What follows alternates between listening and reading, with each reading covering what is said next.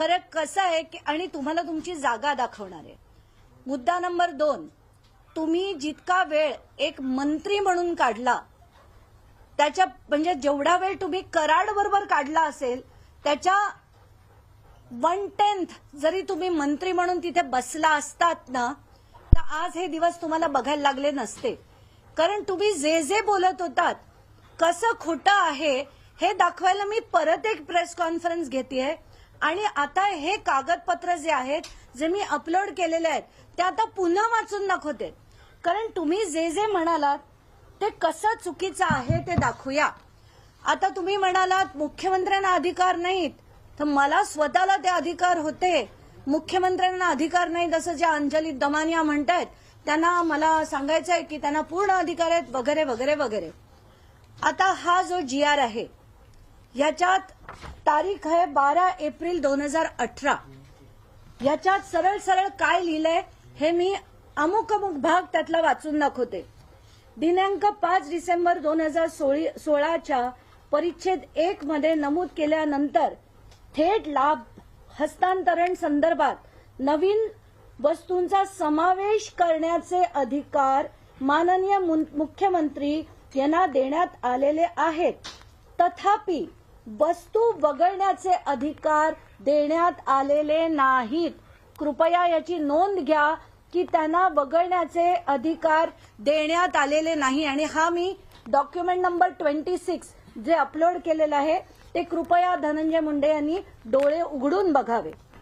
शासन निर्णय निर्गमित झाल्यानंतर जर कुठे कठीण वाटत असेल, एखादा लोकप्रतिनिधीला वाटत असेल की अमुक पुस्तकं जी आहेत त्याच्यात डीबीटी मध्ये न जाता ते थेट देण्यात यावे असं जर कुणाला वाटत असेल तर त्याच्यासाठी एक समिती स्थापन करण्यात आली होती। तर त्याबाबत माननीय मुख्यमंत्री यांच्याकडे शिफारस करण्यासाठी एक छाननी समिती स्थापन करणे शासनाच्या विचाराधीन होते। त्या अनुषंगाने ही समिती स्थापन केली जाते असा याच्यात सरळ सरळ उल्लेख आहे। म्हणजे ही समिती जोपर्यंत अग्री करत नाही किंवा मान्यता देत नाही तोपर्यंत कुठलीही वस्तू डीबीटीच्या बाहेर वगळण्याचे कोणालाही अधिकार नाहीत। कृषी मंत्र्यांना नाहीत, मुख्यमंत्र्यांना नाहीत, फायनान्स डिपार्टमेंटला नाही, त्यांच्या अजित पवारांना नाही, कोणाला नाही। आणि ही जी समिती आहे ज्याच्यात मी सकाळी देखील वाचून दाखवलं, मुख्य सचिव, अपर मुख्य सचिव म्हणजे वित्त, अपर मुख्य सचिव नियोजन, प्रधान सचिव माहिती व तंत्रज्ञान आणि इतर सगळे असे 8-9 लोक, 7 लोक प्लस 2 असे सगळे जे आहेत तेच याच्यावर निर्णय घेऊ शकतात। आता हा जो पहिला GR होता त्याच्यात काय म्हणण्यात आलं होतं की अमुक अमुक गोष्टी ज्या MAIDC किंवा महाबीज हे स्वतः उत्पादन करतं अशाच वस्तू डीबीटीच्या बाहेर राहतील। बाकी उत्पादन न केलेल्या प्रत्येक वस्तू डीबीटी खाली द्यायची असेल तर त्याचे पैसे ट्रान्सफर करण्यात यावे, हस्तांतरण डायरेक्टली त्यांच्या खात्यात करण्यात यावं असा सरळ सरळ डायरेक्शन्स होते। आणि हा त्याचा GR आहे। तर मंत्री म्हणून थोडा तुम्ही तिथे वेळ दिला असतात त्या सगळ्या गोष्टी तुम्हाला कळल्या असत्या। पण बीडमध्ये जाऊन सगळी दादागिरी करायची, दहशत करायची, जमिनी लाटायच्या, हे सगळे जे प्रकार चालले होते ना, तुमच्या अगदी मामींपासून सगळ्यांची जमीन तुम्ही लाटलीत, ते काम तुम्ही केली असतीत ना एक मंत्री म्हणून, त्या सगळ्या गोष्टी तुम्हाला कळल्या असत्या। बरं, त्याच्या पुढे जाऊन आपण बोलूया। आता 2 अधिकारी आहेत, तर एका अधिकाऱ्यांनी काय लिहिलं होतं ते आपण वाचूया। हे अधिकारी लिहितात आणि वाचूया कारण ते कदाचित ते वाचन त्यांचं नसावं बहुतेक, तर म्हणून मी सांगते हे आयुक्त कृषी जे खरं ह्या टेंडर प्रोसेसचे अध्यक्ष म्हणजे नियंत्रण अधिकारी बनवल्याचा GR देखील आहे आणि तो पण 12 मार्चलाच काढला गेला होता की हे कृषी आयुक्त हे याचे नियंत्रण अधिकारी असतील। आणि ते नियंत्रण अधिकारी काय म्हणतात ते आपण वाचूया। महाराष्ट्र शासनाने थेट लाभ हस्तांतरण धोरण स्वीकारल्यापासून शासकीय योजनेमार्फत द्यायच्या निविष्ठा आणि शेतकऱ्यांना थेट खरेदी करण्याची मुभा देण्यात आली असून संबंधित म्हणजे 19/4/2017चा शासन निर्णय हा त्याची अंमलबजावणी करण्यात येत आहे. मागे शासन पुरस्कृत संस्था जसं मी म्हटलं MAIDC किंवा महाबीज जे बनवते ते वगळून बाकी सगळं थेट DBTनी देण्यात यावे असे या पूरक पत्र 12/9/2017 रोजी निर्गमित करण्यात आले आहे.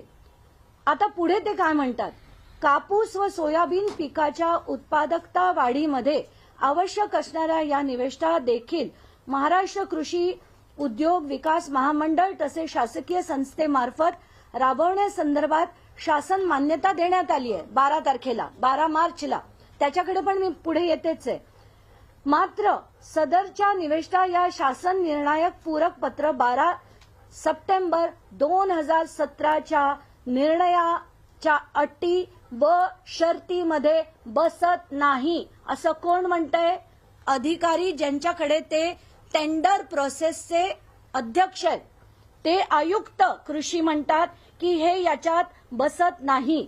आता पुढे काय म्हणतात ते, मात्र याबाबत सदरचा कार्यक्रम महाराष्ट्र कृषी उद्योग विकास महामंडळातर्फे राबवण्याबाबत माननीय मंत्री कृषी यांच्या कार्यालयामार्फत झालेल्या सूचनांसंदर्भात वरील वस्तुस्थिती निदर्शनास आणून दिली आहे.